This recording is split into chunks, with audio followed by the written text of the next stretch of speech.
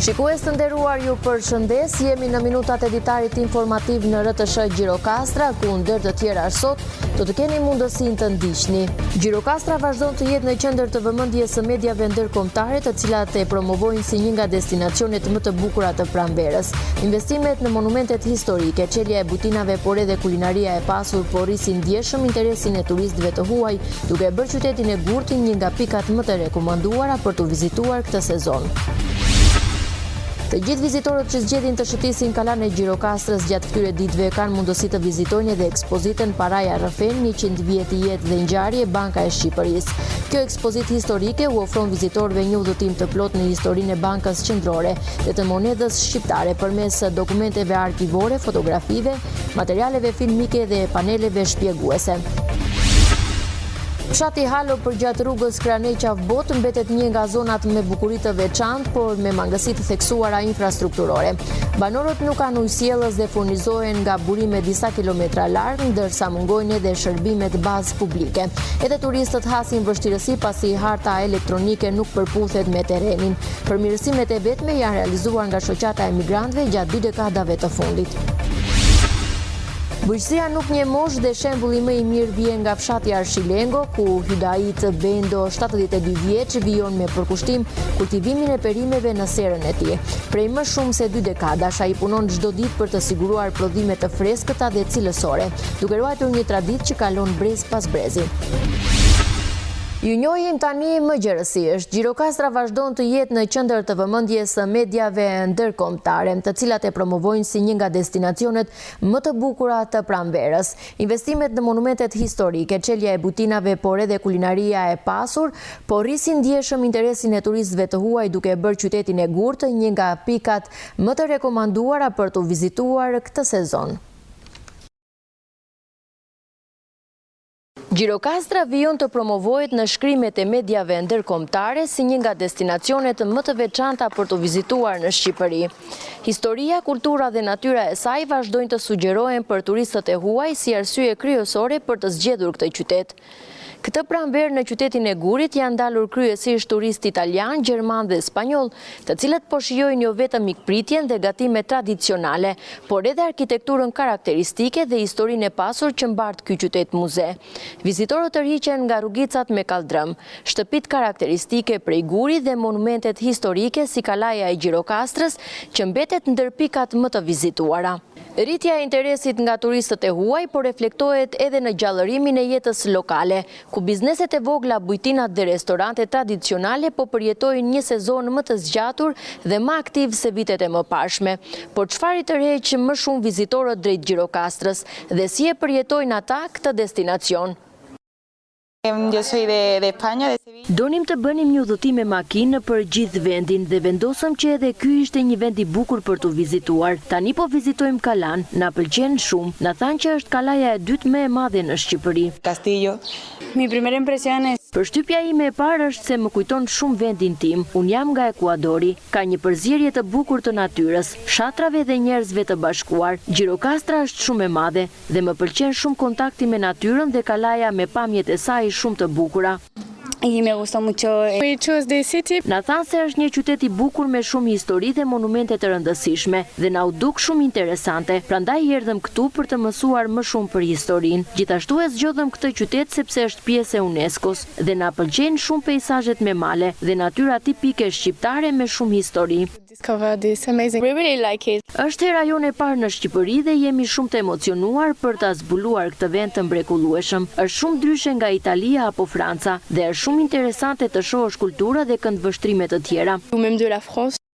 Shqipëria e Jugut, një rajon i njohur për historinë e pasur dhe vendet e saj të trashëgimisë botërore të mbrojtura nga UNESCO, po përjeton një transformim të jashtëzakonshëm ekonomik, të nxitur nga rritja e shpejtë e sektorit të turizmit kulturor, sipas Travel and Tour World. Sipas mediave ndërkombëtare, qytetet si Beratej, Gjirokastra, Saranda dhe Përmeti po zhvillohen fal investimeve strategjike që synojnë ruajtjen dhe promovimin e thesareve të tyre kulturore. Të gjithë vizitorët që zgjedhin të shëtisin në Kalan e Gjirokastrës gjatë këtyre ditëve kanë mundësi të vizitojnë edhe ekspozitën Paraja rrëfen 100 vjet i jetë dhe ngjarje Banka e Shqipërisë. Kjo ekspozitë historike u ofron vizitorëve një udhëtim të plotë në historinë e Bankës Qendrore dhe të monedhës shqiptare, përmes dokumenteve arkivore, fotografive, materialeve filmike dhe paneleve shpjeguese. Në ditën e dytë të hapjes, numri i vizitorëve ka qenë i lartë, duke treguar interesin e madh për këtë aktivitet kulturor. Ekspozita e Bankës së Shqipërisë, organizuar në kuadër të 100 vjetorit me titull Paraja rrëfen, po tërheq vëmendje të madhe të vizitorëve që vizitojnë Kalan e Gjirokastrës. Kjo ekspozit po frekuentohet gjerësisht nga turistë të huaj, nxënës të shkollave dhe koleksionistë të monedhave, duke u shndërruar në një pikë të rëndësishme kulturore dhe edukative në qytet. Është një gjë veçantë që të shikosh të ekspozit, sepse është historia e lekut shqiptar në vite. Është që nga vitet 17 që kanë dalë kartë monedhat e para shqiptare emetimeve të bashkisë, deri në vitin 1926 që krijora Banka e Shtetit Shqiptar. Janë prerjet lokale të bashkisë Korçës, janë shumë gjerallë, që unë kam dëshirë t'i koleksionoj dhe nuk kam arritur t'i koleksionoj. Është një prerje 20 skënder, që është e vetmja kartë monedhë përkujtimore që ka për caktimin e ditës së kufive të Shqipërisë, me datë 9 nëntor 1921 dhe shumë e rrallë. Përveç këtyre, Banka e Shqipërisë ka ekspozuar dhe klishet e prodhimit të kartë monedhave dhe monedhave. Si monedhat bëhet një klishe në argjend dhe pasaj prodhohet në stamp, si në kartë monedhat që prodhohet me 2-3 klishe njëra mbi tjetrën dhe Banka e Shqipërisë ka ekspozuar dhe klishet e prodhimit. Mosha internetit e ka prishur në çiti koleksionizmin e rinj, sepse më përpara koleksiononin edhe pulla kalamajt, tani nuk koleksionohen më pulla. Koleksionistë lekëve unë quhem ndër të rinjt, në Gjirokastër nuk ka koleksionistë të tjerë me sa di unë, është një djalë po nuk banon në Gjirokastër, në Tiranë janë disa djemë të rinj që kanë hyrë në fushën e koleksionizmit. Ne jemi edhe një shoqat e koleksionistëve të Shqipërisë dhe po të ishte faqja e kësaj, aty janë tërë lista e koleksionistëve me emër, mbiemër dhe me figurë. Kështu që ne kemi mundësinë dhe ta njohim njëri tjetrin dhe të shkëmbejmë diçka me njëri tjetrin. Patjetër që ka ndikim te Breziri, po Breziri duhet të përqendrohet dhe duhet të gjejë një Ciceron që t'ia shpjegojë këtë ekspozit. Nuk arrin vetë ta kuptoj Breziri dhe rrugën e prodhimit të një kartë monedhe, se si ka udhëtuar kartë monedha shqiptare. Ekspozita Paraja rrëfen ka një rol të rëndësishëm edhe në edukimin e të rinjve, duke i afruar ata me historinë ekonomike të vendit dhe duke rritur ndërgjegjësimin për edukim financiar në mënyrë interaktive dhe të kuptueshme. Përfaqësuese e zyrës së marketimit numizmatik, kemi sjell produktet që bën zyra jonë, që janë monedhat numizmatike, që janë monedha përkujtimore, që Banka e Shqipërisë prodhon në momente të rëndësishme dhe kyçe të historisë tonë për të përkujtuar këto momente, personazhe dhe këto prodhime numizmatike janë japin vlerë trashëgimisë tonë kulturore, trashëgimisë tonë historike. Edhe gjithashtu janë edhe mjete investimit, sepse prodhohen në metale të çmuara, në arë dhe argjend, ashtu si edhe në metale të thjeshta. Banka e Shqipërisë ka një njësi shumë të rëndësishme që merret me edukimin financiar. Edhe pjesë të cilit është edhe zyra marketimit numizmatik, që është sektori i muzeut dhe edukimit. Dhe si pjesë e programit të punës së kësaj njësie është punë shumë e detajuar me fëmijët, me nxënësit e gjitha moshave, që nga moshat e vogla deri në gjimnaze dhe universitete. Dhe sidomos në javën e paras, që është një moment evropian, bëhet në të gjithë Evropën, ka momente shumë të bukura dhe edhe takime me shkolla të ndryshme në çdo cep të vendit. Shkojnë ekipet tona dhe shpjegojnë pak bankën, funksionet e saj, por edhe elemente të financave personale, elemente të falsifikimeve që duhet mbrohen sot, domethënë nga rrjetet e pasigurta. Ekspozita Paraja rrëfen do të qëndrojë e hapur për publikun deri në 1 maj të 2026, duke ofruar mundësinë që vizitorët të njihen nga afër me rrugëtimin e monedhës shqiptare. Bazilika e Madhe e Butrintit është një nga monumentet më të rëndësishme e nga më të vizituarat e parkut kombëtar të Butrintit, ndërtuar në fund të shekullit të 5, mbi rrënojat e një banje romake. Vendodhja e saj tregon mënyrën si Butrinti është formuar në kohë, jo duke e fshirë atë që ishte më parë, por duke ndërtuar mbi të. Një hapësirë publike romake u shndërrua në një qendër të krishterë dhe me këtë ndryshoi edhe kuptimi i vendit. Brenda bazilikës, arkitektura pasqyronte edhe rendin e shoqërisë. Zona më e rëndësishme ishte bema pranë apsidës ku ndodhej altari. Mëtej shtrihej nefi, hapësira e besimtarëve. Edhe në një vend adhurimi, ndarja shoqërore e kohës mbetej e dukshme. Sot ajo që ka mbetur nuk është vetëm struktura e një kishe, por gjurma e një bote ku besimi, pushteti dhe rendi shoqëror takoheshin në të njëjtën arkitekturë.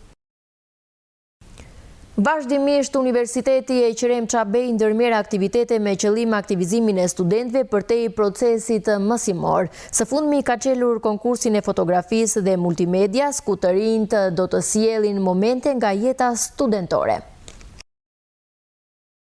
Universiteti Gjirokastrës ka çelur 2 konkurse dedikuar studentëve, atë të fotografisë dhe multimedias. Përmes këtij organizimi synohet aktivizimi i të rinjve për t'i bërë ata të sjellin diçka ndryshe dhe për të krijuar sa më shumë kujtime nga këto vite të studimit. Çfarë po bën? Po bëj foto për konkursin e fotografisë nga jeta studentore. Ideja është që studentët të sjellin foto dhe video nga jeta e tyre studentore. Pra fokusi është pikërisht tek jeta studentore. Momente të cilat ata kalojnë në përditshmërinë e tyre, momente studimi në bibliotekë apo momente nga një orë leksioni, momente nga një orë seminari, momente duke ndënjur tek shkallët e universitetit me shokët, apo edhe duke pirë, duke konsumuar një kafe. Nuk është ideja që studentët duhet të jenë fokus i fotografisë që ata sjellin, pra të jenë vetë studentët duke bërë një selfie, por studenti duhet të jetë autori i asaj fotografie, pra ai duhet të fiksoj me telefonin e vet një moment që atij i duket i veçantë, apo qoftë edhe një pjesë në ambientet e universitetit. Po çfarë do të ndodh pas përzgjedhjes së fotove më të mira? Synojmë që të organizojmë edhe një aktivitet ku do të bëjmë një mini ekspozit në ambientet e universitetit me fotot më të mira, të cilat gjithashtu do të publikohen edhe në rrjetet tona sociale, ku do të jenë sërish vetë studentët ata që do të përzgjedhin fituesit dhe do të ketë nga 3 çmime për secilën kategori, çmime të cilat do të kenë një shpërblim simbolik, por për t'i motivuar studentët që jo vetëm të bëhen pjesë e këtij konkursi, por ndoshta edhe ta zhvillojmë edhe mëtej, ndoshta edhe në vitet e ardhshme. Është pothuajse e njëjta praktikë që ne kemi ndjekur vitin e kaluar gjatë ceremonisë së diplomimit kur organizuam murin e kujtimeve, që ishte një moment në fakt që u pëlqyen nga studentët edhe kemi patëm prurje të shumta fotografish, është e njëjta gjë. Pra, të gjithë ata studentë që e kanë parë murin e kujtimeve vitin e kaluar, mund ta marrin si një referencë për atë se çka do të mund të sjellin në këtë konkurs. Ky organizim vjen në vazhdimsi të aktiviteteve që Universiteti e Qerem Çabej ndërmerr për aktivizimin e studentëve përtej procesit mësimor. Lirimi i hapësirave publike nga ndërtimet e paligjshme vijon në të gjithë vendin. Kjo nisëm i paraprin zbatimit të programit Rilindja Urbane 2.0, i cili synon të kthej ligjshmërinë në territor duke sjellë zhvillim për komunitetet. E konceptuar si një ndërhyrje sistematike në terren dhe jo një aksion i përkohshëm, kjo nisëm e cila ka nisur nga zbatimi në muajin korrik të vitit të kaluar, po vijon me prioritet në të gjithë territorin e vendit. Në dispozicion të qytetarëve të cilët duan të denoncojnë rastet abuzive është vënë në dispozicion portali hapësira ime publike.gov.al. Përmes platformës hapësira ime publike janë raportuar deri më sot 21.014 raste, nga të cilat 16.265 janë zgjidhur, ndërsa 4.749 janë në proces verifikimi dhe trajtimi. Çdo denoncim është një hap më shumë drejt një komuniteti më të rregullt, më të pastër dhe më funksional për të gjithë.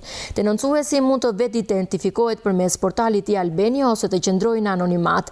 Në rast se qytetarët nuk marrin përgjigje për ankesën e parë brenda 24 orësh, në portal është vendosur në dispozicion një formular për ndjekje të mëtejshme të problematikës. Në portalin Hapësira ime publike mund të denoncojnë të gjitha rastet që shqetësojnë komunitetin, duke nisur nga zënja e trotuareve, parkimet e paligjshme, ndërtimet pa leje, dëmet e pronës publike, ndotje fizike apo akustike, të hapësirës publike, zaptim të rrugëve kombëtare, përfshirë kantierët e ndërtimit me rrethime të pasigurta. Fshati Halo përgjatë rrugës Kraneqavbot mbetet një nga zonat me bukuri të veçantë, por me mangësi të theksuara infrastrukturore. Banorët nuk kanë ujësjellës dhe furnizohen nga burime disa kilometra larg, ndërsa mungojnë edhe shërbime të bazë publike. Edhe turistët hasin vështirësi pasi hartat elektronike nuk përputhen me terrenin. Përmirësimet e vetme janë realizuar nga shoqata e migrantëve gjatë 2 dekadave të fundit. Në pjesën perëndimore të mesit të rrugës kombëtare Kraneqavbot, me një gjatësi prej 15 kilometrash, shtrihet fshati historik dhe mikpritës i Halos. Megjithëse është vizituar para pak shekush nga Shën Kozmai, ky fshat i Bashkisë së Finigjit bart njëkohësisht bukuritë e natyrës, por edhe probleme jetësore me infrastrukturën. Fshati Halo banohet aktualisht nga 40 banor dhe në fillim të viteve 90-91 registroheshin rreth 380 banor.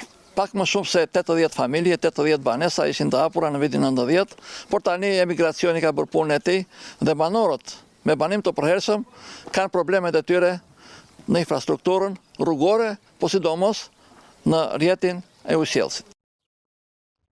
Banorët e Halos asnjëherë nuk kanë pasur rrjet ujësjellësi në fshat. Në kohën e një sistemi totalitar, furnizoheshin me bucele nga një qesëm në hyrje të fshatit, 2 kilometra nga qendra, ndërsa pas viteve 90 çdo familje dëtoi posin e saj. Fshatin për të pirë merë ujë në Ardasov dhe në Vagalat. Dhe për nevojat e familjes kemi shpuar puse. Kur i keni bërë to puse, në çfarë viti? Nga në 95 në vazhdim. Çdo familje ka pusin e saj? Ka edhe që s'kan, po shumica ka. Tuam ujë të pishëm. Të në caktojnë dhe ne këte nga Merkua, të marrim dhe ne. Sa të marrim? Sa për të pirë të pak. Të bëhet linja, s'kemi kundërshtim ne, na duhet ujë. Jo vetëm që furnizohen me ujë të pishëm nga burime 3-4 kilometra larg, por turistët shpesh ngatrohen me hartat elektronike, të cilat nuk përkojnë me realitetin. Ata në GPS u del se nga Halua kalojnë në Fanar për në Ksamil. Po kjo rrugë nuk kalon as traktori, jo, eshte prysh dhe ne i kthejmë nga qendra fshati, i kthejmë dhe kalon nga Kurica. Ne këte rrugë kemi problem se i kemi të gjitha tokat andaj dhe nuk shkojmë dot, po të bëhet kjo rrugë, të investohet kjo rrugë, fshatin do ketë turista më shumë se të tjerët, se kemi vend shumë të bukur. Ja 2 dekadave të fundit ka qenë shoqata e migrantëve të fshatit, e cila ka kontribuar në përmirësimin e infrastrukturës në vetëlindje. Bujësia nuk njeh moshë dhe shembulli më i mirë vjen nga fshati Arshilengo, ku Hydait Bendo, 72 vjeç, vijon me përkushtim kultivimin e perimeve në serën e tij. Prej më shumë se 2 dekadash ai punon çdo ditë për të siguruar prodhime të freskëta dhe cilësore, duke ruajtur një traditë që kalon brez pas brezi. Historia e tij është dëshmi e dashurisë për tokën dhe e punës pa ndërprerë në bujqësi. Në fshatin Arshilengo, bujqësia nuk është thjesht një aktivitet i përditshëm, por një traditë e gjallë që trashëgohet dhe ruhet me përkushtim. Një nga ata që mban këtë frymë të gjallë është Hydait Bendo, i cili prej rreth 2 dekadash i është përkushtuar kultivimit të perimeve në çdo stin të vitit, duke sjellë gjithmonë prodhime të freskëta dhe cilësore. Puna e bujqësisë është shumë e rëndësishme, po duhet të jesh një çik me mosh. Po ti je i rit punosh, puna e bujqësisë nuk të lëbosh. Fiton. Po s'ke mosh, bje takati, bje mosha, bje të gjitha, dhe kështu që nuk ke takat punosh. Unë këtë punoj bashkë me gruan, jo vetëm. Fillimisht ne këte kishim me salat, me majdanoz, koper, bazi, ato i hoqëm, këteja. E ka një kemi zënësua me domate dhe barbunjë. Domate tani paka shumë mire kemi, edhe barbunjën mire kemi. Unë të gjitha këto perimet që bëj këtu, unë i tregtoj. Të pakica lartë. I japim atje, Edhe kam gjithë që i prodhoj vetë, i kam bio, nuk i kam me plera, me dapera, me nitrate, me kështu, i kam vetëm me ple organik. Do me thënë, ushqemi, pa jo se pasurojemi. Ushqemi, na pak, do me thënë, na ndihmon. Për të, toka nuk është vetëm një burim jetese, por është pjesë e pandashme e identitetit të tij. Çdo ditë nis dhe përfundon me punë, kujdes dhe dashuri për çdo bim që rritet në duart e tij. Me këtë ser të vogël që kam unë, këto prodhime që bëjmë, jam tepër i kënaqur. Farat ne gjithmonë i marrim degë farnave. Edhe janë fara një vjeçare sepse janë fara hibride. Ato një vit i përdor e pastaj si përdor dot më. Detyrohemi që marrim fara tek degë farnave. Këto do ta bëjmë sa të kemi takat të lëvizim. Po na ra fuqia do ta lëmë. Edhe pse në moshën 72 vjeçare, Hydaiti mbetet një shembull frymëzimi. Ai vazhdon të punojë pa u lodhur, duke kaluar orë të gjata në serën e tij, me të njëjtin pasion dhe përkushtim si ditën e parë. Ishim në minutat e editarit informativ në RTS Gjirokastra. Unë i falenderoj për vëmendjen, ju uroj shikim të këndshëm të programeve tona në vijim. Bashkë, miru pafshim.